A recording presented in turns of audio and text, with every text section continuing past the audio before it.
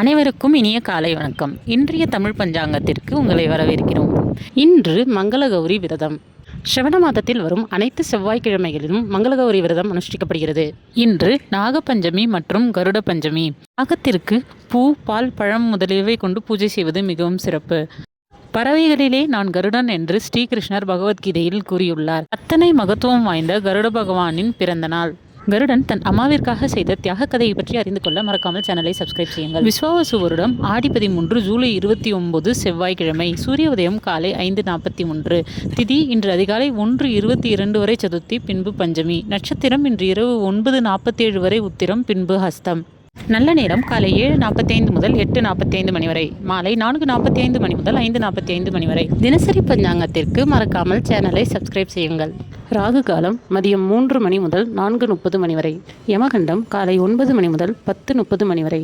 குளிகை மதியம் 12 மணி முதல் 1:30 மணி வரை.